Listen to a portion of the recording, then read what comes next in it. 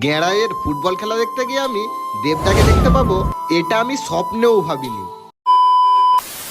তো বন্ধুরা, আমি চলে গেছিলাম গেড়াইয়ের ফুটবল ফাইনাল খেলা দেখতে। শুনেছিলাম নাকি আজ দেবদাও আসবে, তাই ফাইনাল খেলা দেখা কমপ্লিট করে আমরা মেলা ঘুরছিলাম। কেন কি দেবদা আসার টাইম ছিল রাত্রি 10টার সময়, তাই ভাবলাম মেলাটা অল্প ভালো করে ঘুরে নিই। মেলা ঘুরতে ঘুরতে খিদে পেয়ে গেছিল, তাই নিয়ে নিলাম 1 প্লেট ঘুগনি।